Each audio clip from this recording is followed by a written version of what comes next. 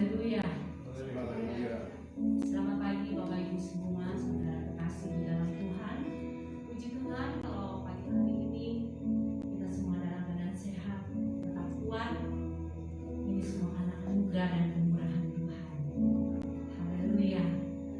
Kita mau tetap bersama-sama, tetap waspada, tetap berjaga-jaga, tetap perlindungan Tuhan. Dimanapun kita berdiri, kemanapun kita akan melangkah dan pergi, bisa Tuhan tutup bungkus setiap kita dengan kuasa nyatanya, karena kita akan aman hari-hari ini hanya bersama dengan Tuhan, hanya dalam lindungan Tuhan kita aman.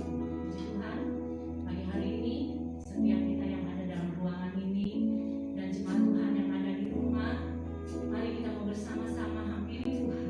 Kita menaikkan pujian syukur kita buat keberadaan kita sampai hari ini, semua karena kemurahan Tuhan. Terima kasih Tuhan. Inilah setiap kami Bapa, inilah kami umat-Mu Tuhan. Haleluya. Mari kita naikkan pujian syukur kita di hadapan Tuhan. Lewat persekutuan yang indah pagi hari ini, kita mau menikmati hadirat Tuhan. Haleluya.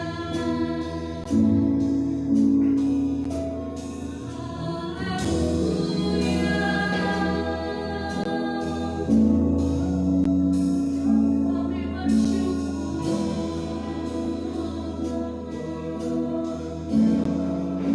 Terima kasih Tuhan buat setiap kebaikan-Mu. Terima kasih Tuhan buat pemeliharaan-Mu, buat penjagaan-Mu bagi setiap kami.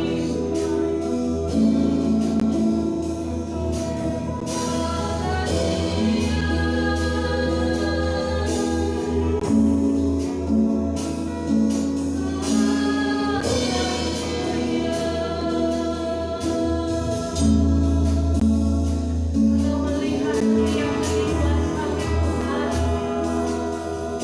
Engkau menilai sampai kedalaman hati kami Bapa.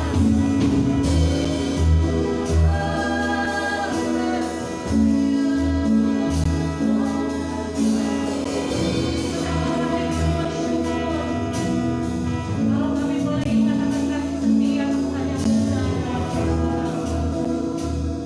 Engkau ada yang menyertai setiap langkah hidup kami.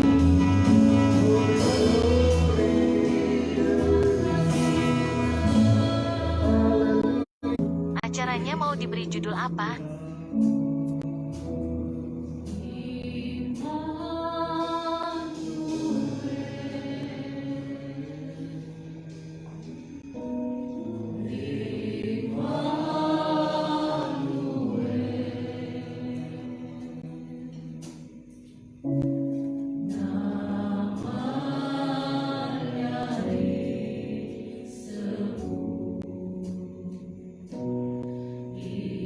Immanuel.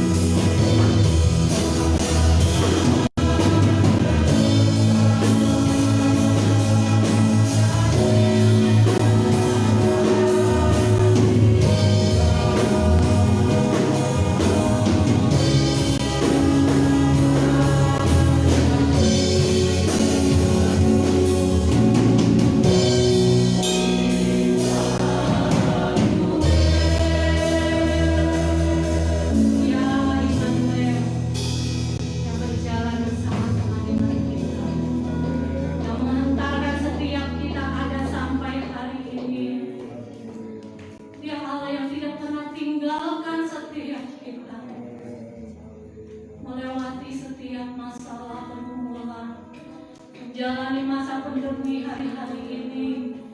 Dia tetap Immanuel yang membawa setiap kita ada sampai pagi hari ini. Mari saja kita semua bangkit berdiri. Saudara yang setuju dengan Dia Allah Immanuel, angkat tanganmu tinggi-tinggi. Dengan iman kita mau katakan lewat pujian itu.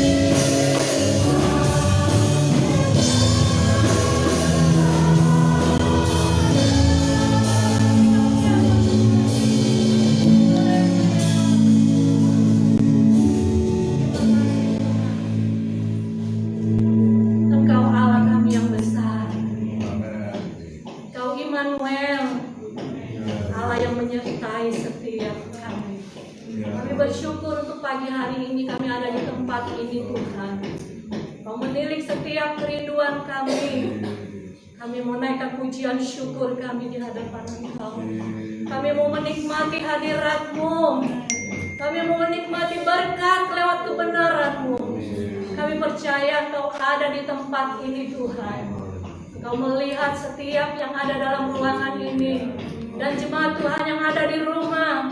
Tidak ada satupun yang Engkau lewati dari setiap kami Tuhan. Terima kasih Bapa. Engkau ambil alih ibadah kami pagi hari ini. Dari awal, pertengahan, hingga akhir. Roh Kudus bekerja. Sukacita surga dicurahkan di tempat ini. Terima kasih Tuhan. Inilah kerinduan kami Bapa. Inilah kehidupan kami Tuhan. Kami siap melayani Engkau. Kami mau beri yang terbaik bagi Engkau.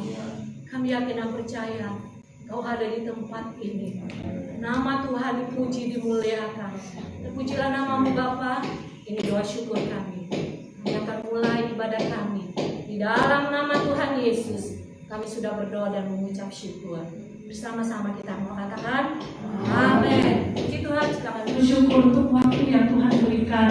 Walaupun waktu kita tidak banyak, tapi kita mau nikmati waktu yang ada bersama-sama dengan Tuhan. Besarkan nama Tuhan, pujilah Dia. Haleluya.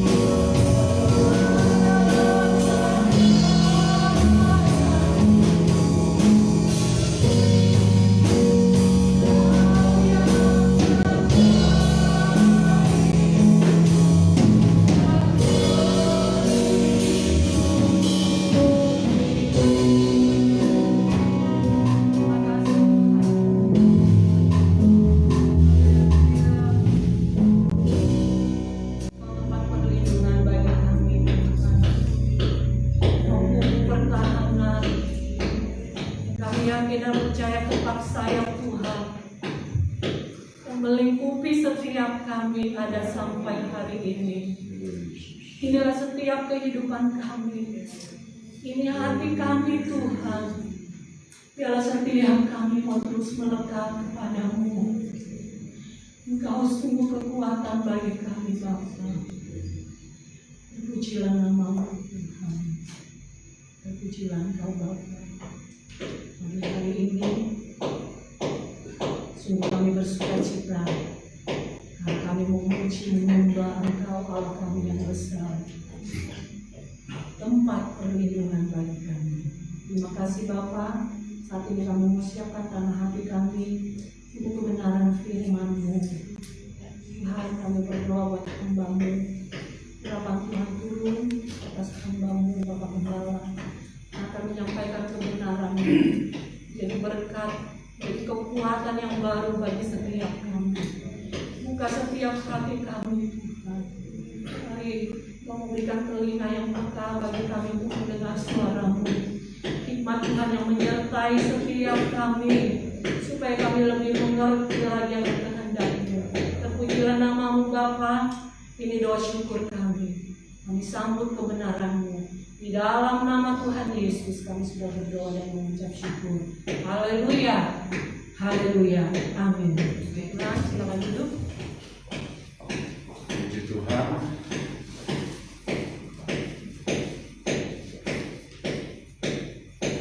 Salam sejahtera di dalam Kristus Yesus.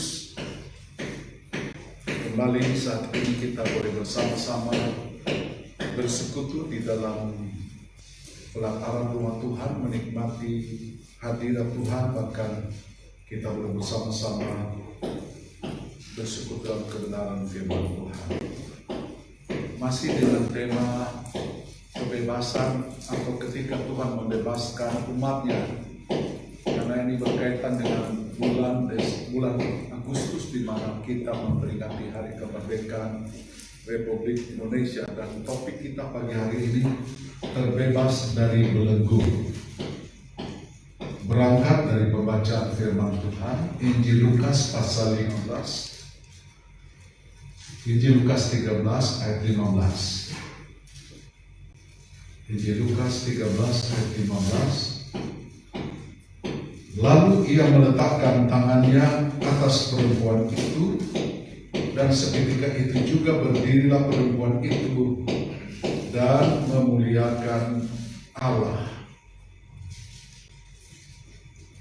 Di dalam pasal ini ada beberapa perikop, dan salah satunya adalah ketika Tuhan menjamah seorang perempuan yang sakit, sudah lama sakit, dikuasai oleh roh jahat, sakit, bungkuk, dan menderita yang sangat parah. Dan kalau kita lihat kondisi wanita ini sangat memprihatinkan. Sebab ketika Yesus berada di dalam sinagog atau dalam rumah sembahyang orang Yahudi, ketika Yesus sedang mengajar di sana, tiba-tiba perhatian Yesus terarah kepada perempuan yang sudah 18 tahun dirasuk oleh roh jahat, dirasuk oleh roh setan, sehingga Alkitab berkata dia menderita sakit, punggungnya bungkuk dan tidak berdiri tegak, kondisi yang sangat memprihatinkan. Saudara yang dikasih oleh Tuhan, Yesus tahu keadaan kita. Yesus tahu kondisi kita. Dia ada bersama dengan kita. Dan kita bersyukur bahwa keprihatinan Yesus terarah bagi kita juga. Nah, kondisi yang dihadapi oleh perempuan yang sudah 18 tahun menderita sakit ini, itu sama dengan apa yang dialami oleh seorang yang jatuh ke tangan penyamun dalam Lukas 10 ayat 30. Dan kalau kita perhatikan bahwa dalam Alkitab begitu banyak contoh-contoh di mana Yesus tergerak hatinya, Yesus iba hatinya atas wanita, atas orang-orang yang lemah, atas orang-orang yang sakit, dan menyembuhkan mereka. Dan kita lihat bahwa di dalam Lukas 10 ayat 30, di sana Yesus diibaratkan sebagai seorang Samaria yang baik hati. Dalam Lukas 10 ayat 30 diceritakan adalah seorang yang turun dari Yerusalem ke Yeriko. Ia jatuh ke tangan penyamun yang bukan saja merampoknya habis-habisan, tetapi yang juga memukulnya dan yang sesudah itu pergi meninggalkan setengah mati. Dan perhatikan di sini situasi yang dihadapi oleh manusia, situasi yang dihadapi oleh kaum yang lemah mendapat perhatian dari Yesus. Kita berada pada situasi yang sama hari ini. COVID-19 membuat kita tidak mampu untuk melawannya. COVID-19 membuat kita tidak berdaya. COVID-19 membuat kita tidak bisa bergerak leluasa. Nah, bagaimanapun kondisi kita, bagaimanapun keadaan kita, hal yang penting bagi kita bahwa Yesus memperhatikan kita. Yesus mengamati kita, dan itu sebabnya menjadi penting untuk kita datang kepada Tuhan, menyadari dalam persekutuan ini ada Tuhan bersama kita, ada Tuhan yang menolong kita. Nah, hal pertama kita akan melihat di mana pembebasan Tuhan terjadi dalam kehidupan kita, yaitu saat kita rindu ke rumah Tuhan. Mazmur 27 ayat 4 dikatakan, satu hal telah kuminta kepada Tuhan, itulah yang kuingini, diam di rumah Tuhan seumur hidupku, menyaksikan kemurahan Tuhan dan menikmati baiknya.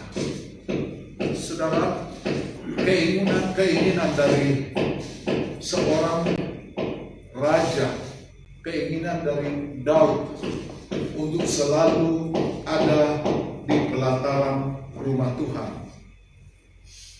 Dari ayat ini kita lihat kita diajak untuk beribadah. Di dalam Mazmur 122 juga disebutkan di sana, aku bersuka cita ketika dikatakan orang kepadaku, mari kita pergi ke rumah Tuhan. Nah, tujuan utama Daud, tujuan utama Raja Israel ini dalam kehidupannya adalah kerinduan untuk menikmati baik Tuhan.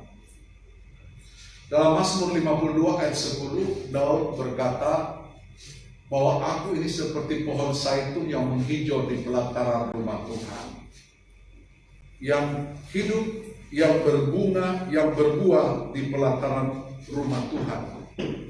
Dan ini merupakan ajakan. Yang pertama kita lihat bahwa untuk melihat pembebasan dari Tuhan, kunci persoalan, kunci masalah dalam kehidupan kita adalah ketika kita mengindahkan ibadah. Nah, wanita ini yang sakit tadi dalam ayat awal kita, kalau kita perhatikan sebenarnya dia tinggal saja di rumah, stay at home.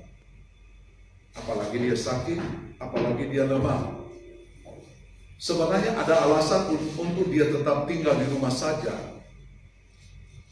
Dan itu yang dilakukan sepanjang hidupnya, kondisi fisiknya tidak memungkinkan untuk pergi ke rumah Tuhan. Tapi perhatikan, wanita ini melangkah melampaui kesanggupannya dan menuju bait Allah.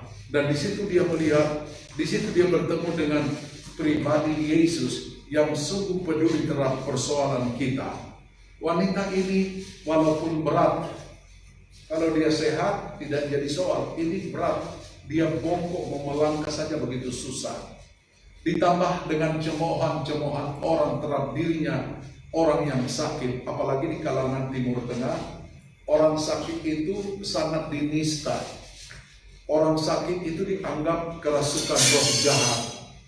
Orang yang sakit itu dianggap berbahaya. Nah, setan bisa menyerang wanita ini secara fisik, tetapi rohnya, jiwanya tidak dapat dikekang oleh iblis.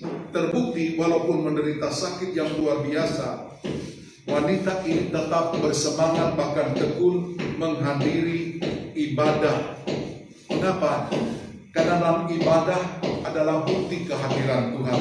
Kalau kita beribadah, ini bukan cuma sekedar seremonial, ini bukan cuma sekedar liturgi, tapi dalam ibadah kita perlu meyakini adalah momentum, tempat di mana Tuhan hadir di tengah-tengah kita. Yesus berkata, 2-3 orang berhimpun karena namanya, Dia ada di tengah-tengah kita.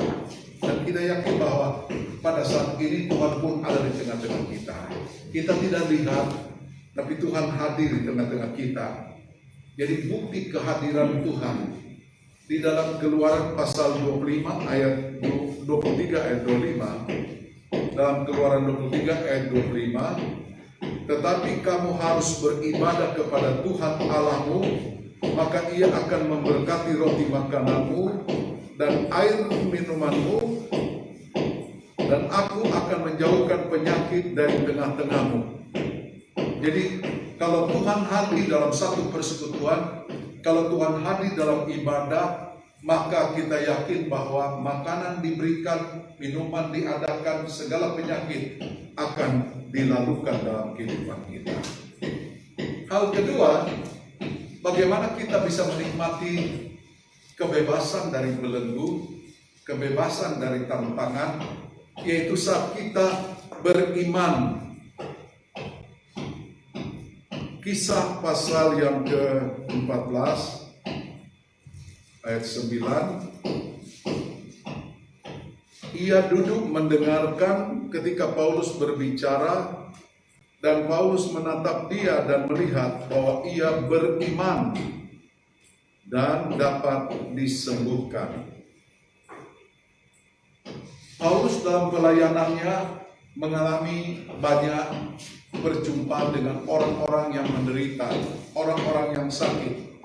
Dalam satu pertemuan dia melihat ada seorang yang sungguh-sungguh beriman, sehingga Paulus berkata bahwa orang itu dapat disembuhkan. Jadi dalam kehidupan kita, walaupun kita sering disebut orang beriman, orang percaya, tapi Tuhan menginginkan agar kita memiliki kualitas iman yang baik. Dalam Lukas 18 ayat 8, di situ diceritakan tentang seorang perempuan yang mengeluhkan tentang penderitaan, mengeluhkan tentang hutang-hutangnya, mengeluhkan tentang anak-anaknya. Lalu dia datang kepada hakim. Hakim menolak. Setiap kali dia datang, hakim menyuruh dia pergi. Dan hakim itu berkata, kenapa engkau menyusahkan aku? Tapi perhatikan dalam Lukas 18 ayat 8, wanita ini tetap teguh, tetap mendekati. Dan Alkitab berkata dalam Lukas 18 ayat 8 dikatakan, aku berkata kepadamu, ia akan segera membenarkan mereka. Akan tetapi jika anak manusia itu datang, adakah ia mendapati iman di bumi? Saudara, walaupun gedor pintu, walaupun ada rusak, walaupun diusir, tapi wanita ini tetap bersikukuh. Dan Alkitab berkata pada akhirnya hakim yang lalim, hakim yang jahat itu mengabulkan permohonan dari wanita ini.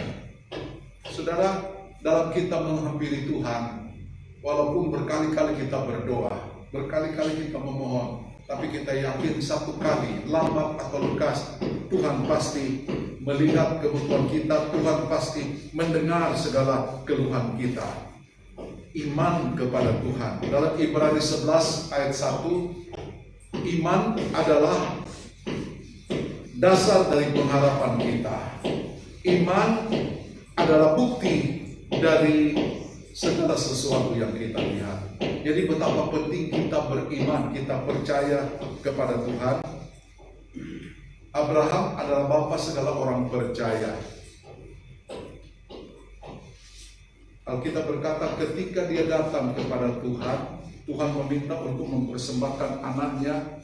Dapat dibayangkan anaknya ini diperoleh pada usia 100 tahun. Sudah lama menunggu anak perjanjian itu dan akhirnya datang. Setelah anak ini beranjak remaja, Tuhan berkata, persembahkan anakmu kepada Tuhan. Tidak mudah. Kalau dia mungkin punya 10 anak, 1 diberikan, tidak ada soal, cuma 1. Karena masih ada 9. Tapi ini satu-satunya anak perjanjian. Tapi luar biasa keberanian Abraham. Dia pertaruhkan anak itu. Dia persembahkan anak itu. Dan dikatakan dalam Kejadian 22 ayat 10, sesudah itu Abraham mengulurkan tangannya lalu mengambil pisau untuk menyembelih anaknya. Ketika Abraham mengambil pisau dan menyembelih anaknya, suara Tuhan berkata, jangan engkau lakukan itu. Tuhan telah menyiapkan korban, yaitu anak domba. Ishak tidak jadi dipersembahkan. Tapi dalam kisah itu kita melihat ketekunan Abraham. Dan itu sebabnya Abraham disebut bapa segala orang percaya, karena keberaniannya. Pada waktu Tuhan berkata, pergilah engkau dari kaum keluargamu ke tanah yang akan kutunjukkan kepadamu. Abraham ikuti, dia tidak tahu kemana dia pergi. Dia tidak tahu tempat yang akan dia tujui. Tapi luar biasa, Tuhan memberi pertolongan kepadanya. Tuhan memberi jalan yang terbaik. Nah, ini sebabnya kita perlu beriman kepada Tuhan. Dalam Alkitab digambarkan bahwa iman itu adalah iman yang berkualitas. Iman yang baik adalah iman yang digambarkan bagaikan sebiji sesawi. Yesus berkata kalau iman kita seperti sebiji sesawi. Biji sesawi kecil sekali itu. Kecil. Walaupun kecil, tetapi ketika benih ini bertumbuh, dia akan menjadi pohon yang besar, di mana burung-burung datang bersarang di atasnya. Dia kecil, tapi pada akhirnya menjadi sesuatu yang besar. Dan itu sebabnya Yesus berkata, kalau imanmu sebesar sebiji sesawi, maka engkau akan menggerakkan bab berkata kepada gunung ini pindahlah ke laut, maka dia akan pindah. Ada banyak gunung-gunung masalah yang sedang kita hadapi. Kita perlu memiliki iman sebiji sesawi, seperti biji sesawi kualitas. Biji sesawi bukan soal kecilnya, tapi biji sesawi yang kecil utuh, kuat, dan kemudian hasilnya bisa mendatangkan atau menghasilkan pohon yang besar untuk unggas-unggas bisa datang ke sana. Saudara, ketika Yesus datang kepada wanita ini dan wanita ini memiliki iman yang luar biasa, walaupun diejek, walaupun diolok, dan waktu Yesus menjamah, Alkitab berkata, perempuan ini mengalami kesembuhan total. Dia bebas dari penderitaan. Dia bebas dari penderitaan fisik. Dia bebas dari penderitaan rohani, penderitaan jiwania. Dan kita tahu bahwa kita tidak perlu takut terhadap situasi yang sedang kita hadapi sekarang. Ketika kita beriman, Dia sanggup melindungi kita, Dia sanggup menjaga kita. Seperti Mazmur 91 ayat 5 dan 6. Engkau tak usah takut terhadap kedahsyatan malam, terhadap panah yang terbang di waktu siang, terhadap penyakit sampar yang berjalan di dalam gelap, terhadap penyakit menular yang mengamuk di waktu petang. Apa yang kita takutkan? Memang COVID-19 membuat kita tidak berdaya, membuat usaha macet di mana-mana. Tapi kita tahu bahwa apapun yang kita takutkan, apapun yang sedang kita gumulkan, kalau Tuhan di pihak kita, Tuhan pasti akan sanggup menolong kita. Dia sanggup membela kita. Kita tidak akan menyalahkan orang lain, kita tidak akan menyalahkan siapa-siapa dalam situasi sekarang ini. Dunia sedang mengalami goncangan yang luar biasa.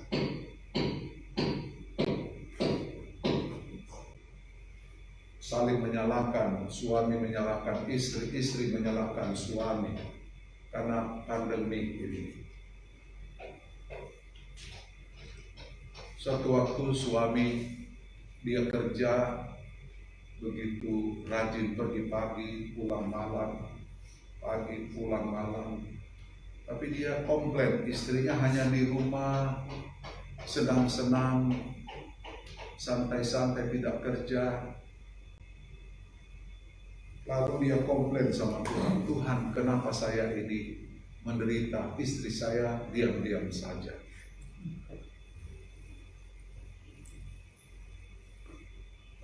Lalu dia minta supaya Tuhan kasih kerja istrinya, giliran dia yang tinggal di rumah.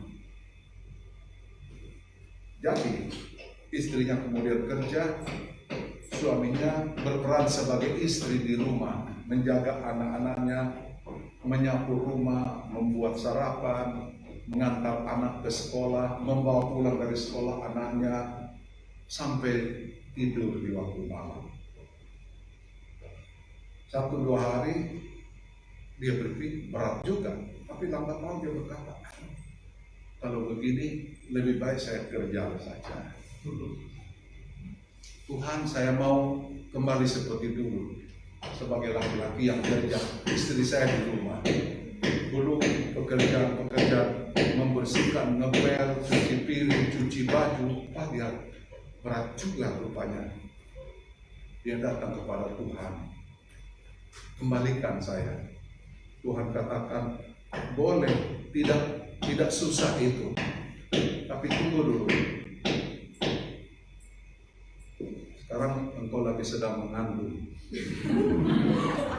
Nah, biasanya kita menyalahkan orang lain, menyalahkan istri sudah kerja, dibilang tidak kerja. Kelihatan memang tidak kerja, tapi berat kerjaan. Nyuci, gosok, waduh. Hal ketiga, bagaimana kita bisa dapat dibebaskan dari penderitaan kita, yaitu saat kita memprioritaskan waktu untuk Tuhan. Saat kita mengedepankan momentum waktu bagi Tuhan. Lukas 13 ayat 15 dan 16. Lukas 13 ayat 15 sampai 16.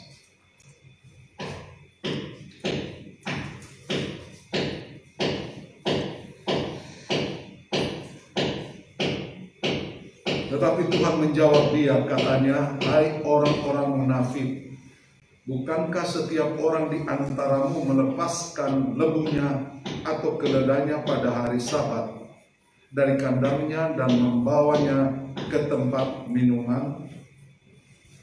Bukankah perempuan ini yang sudah 18 tahun diikat oleh iblis harus dilepaskan dari ikatannya itu karena ia adalah keturunan Abraham? Ketika Yesus menyembuhkan perempuan ini, ada reaksi dari orang-orang Farisi, ada reaksi dari orang-orang Yahudi, karena peristiwa penyembuhan terjadi pada hari Sabat. Lalu mereka menuduh Yesus tidak menghormati hari Sabat, tidak menghargai hukum Tuhan, tidak menghargai momentum hari Sabat. Tapi Yesus berkata, kalau domba keledaimu jatuh ke lubang di waktu Sabat, bukankah kamu akan mengangkat dia? Hai orang-orang munafik, kalau saja hewan yang tidak mempunyai kesempatan untuk selamat, apalagi masuk surga, kamu peduli, apalagi wanita ini, dia adalah keturunan Abraham, sudah 18 tahun dia menderita. Sebab itu kita lihat Yesus mau mengatakan begini, waktu itu bukan soal waktu di mana kita bisa kita melanggar hukum. Waktu adalah momentum di mana kita memprioritaskan Tuhan. Kalau hari ini disebutkan, kita bersyukur Tuhan melewati kita. Ada prioritas waktu. Wanita ini bertemu Tuhan di saat ini. Saudara yang dikasihi Tuhan, jadikan momentum, jadikan waktu seperti saat ini di mana kita prioritaskan bagi Tuhan.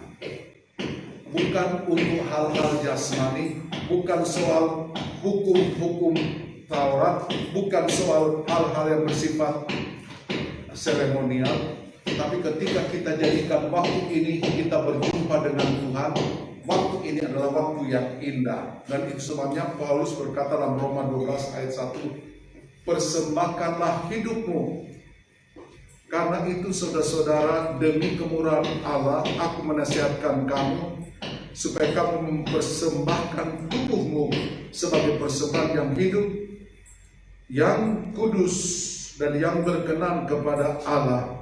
Itu adalah ibadahmu yang sejati. Saudara, hidup ini harus dipersembahkan kepada Tuhan. Selama kita hidup, inilah momentum di mana kita memberi hidup ini kepada Tuhan untuk kemuliaan Tuhan. Beribadah di sini, ketika Alkitab katakan beribadah, bukan kalau kita sudah datang begini, bagus, itu ibadah. Kalau kita berdoa, bagus, itu ibadah. Kalau kita berkorban, itu bagus, itu ibadah. Tapi ibadah itu bukan parsial, bukan sepotong-sepotong. Alkitab berkata, persembahkan seluruh hidupmu, seluruh waktumu, seluruh keadaanmu kepada Tuhan. Kalau kita sudah berdoa, kita pikir sudah beribadah. Kalau kita sudah baca firman Allah, kita pikir itu sudah ibadah. Tapi itu ibadah menyangkut seluruh diri kita yang dikaitkan dengan waktu di mana kita bertemu dengan Tuhan. Saudara-saudara sekalian, kita lihat COVID-19 menakutkan. Tidak kelihatan, tapi banyak yang korban.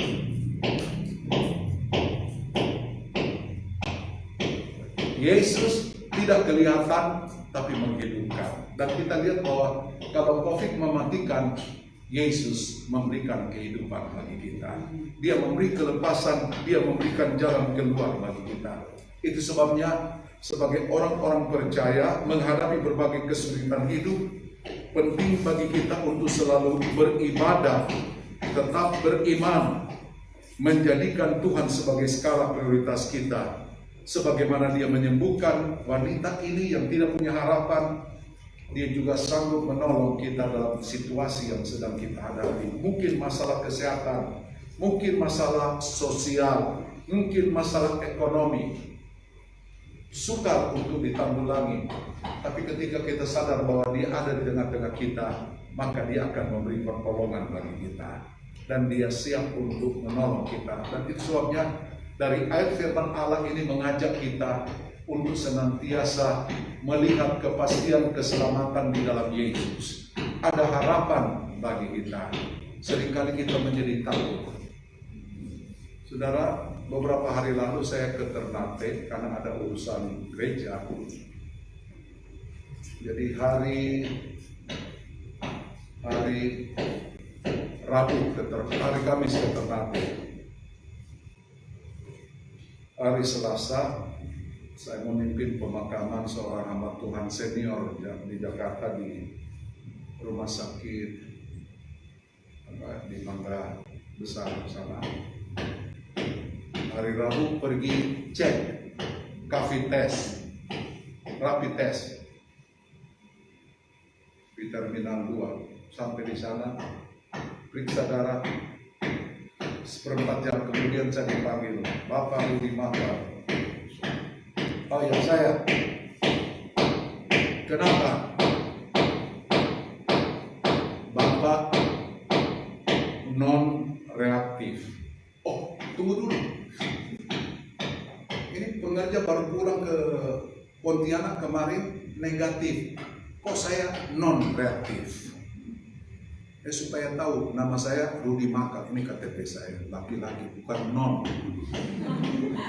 Mereka dua laki perempuan lihat saya dari kepala, ini makhluk apa ini? Iya Bapak, non reaktif. Kami tidak rubah nama Bapak, Bapak tetap perlu dimakan. Tapi Mama, Bapak non reaktif. Aduh, non reaktif lagi. Apa itu? Itu Bapak bebas COVID-19. Alhamdulillah. Assalamualaikum.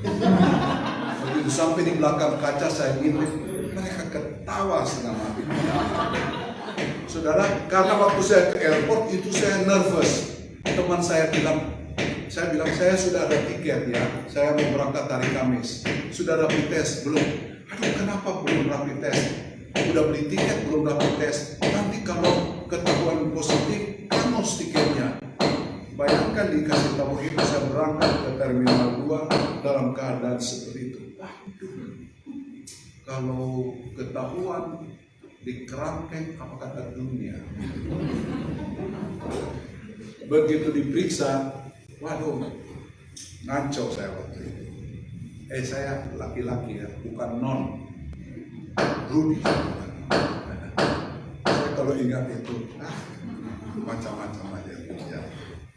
Jadi kita tahu bahwa ada Tuhan yang sanggup menolong kita dalam situasi yang kita takutkan.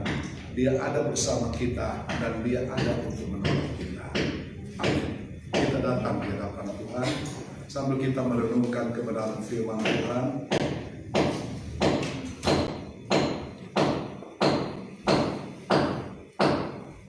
Dia ada di sini.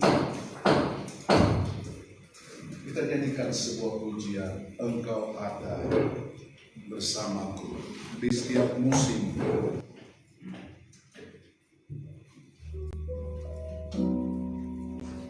Engkau